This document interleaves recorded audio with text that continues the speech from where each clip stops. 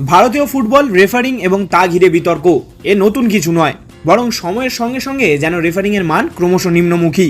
Football বিশেষজ্ঞদের একাংশ মনে করেন রেফারিদের দুর্বল সিদ্ধান্তই ভারতীয় ফুটবলকে তলানিতে নামাচ্ছে। আবার অন্য পক্ষের দাবি শুধু রেফারিং নয়, তার সঙ্গে জড়িয়ে আছে ফুটবলের সামগ্রিক অবকাঠামোর দুর্বলতাও। ডুরান্ড কাপের ফাইনাল ঘিরে তাই উত্তেজনার পাশাপাশি জোর চর্চা এখন এই রেফারিং নিয়েই। ময়দানের দুই প্রধান ক্লাব ইস্টবেঙ্গল এবং মোহনবাগানের কর্মকর্তারা কি বলছেন শুনে নেব।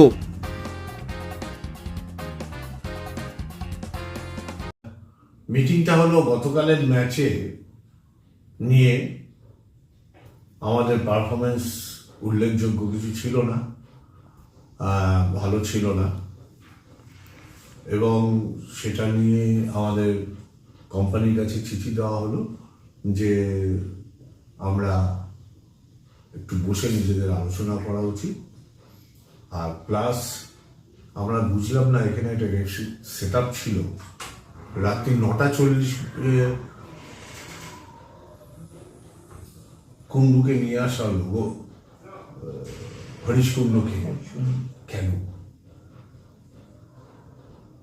যে হরিশ কুন্ডু লাস্ট ফিউ ম্যাচে এই বিতর্কিত রেফারি করে গেছে, তাতে ফেডারেশনকে জানানো হয়েছে, লোকাল ফেডারেশনকে জানানো হয়েছে, টুর্নামেন্ট কর্তৃপক্ষকে জানানো হয়েছে, তারপরেও কেন সেই হরিশ কুন্ডু?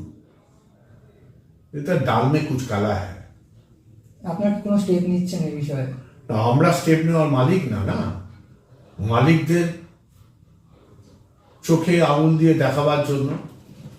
আর এটার ভিতরে আমরা এক্সপেক্ট করছি বহু লোকের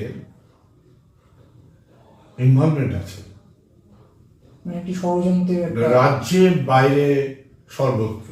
এটুকু বলে দিলাম।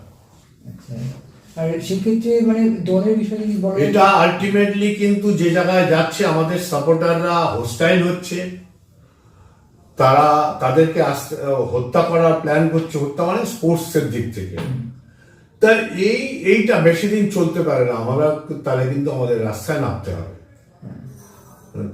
তখন দেখা যাবে।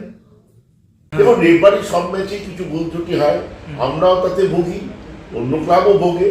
যারা হারে তারা কমপ্লেন করে, তারপরে এইসব রিক্রুট, বিনা রিক্রুট, এইসব বোকা বোকা গল্প হয়। রেফারিদের মান ভারতবর্ষে সত্যি কম, এ নিয়ে কোনো সন্দেহ নেই। রেফারিংয়ের মান আরও ভালো করা উচিত। তবে রেফারিংয়ের জন্য আমি এই ম্যাচ হেরেছি, তাহলে আমিও যে ম্যাচটা হেরেছি তাহলে সেটা রেফারিংয়ের জন্য, ওদের ভালো খেলার জন্য নয়।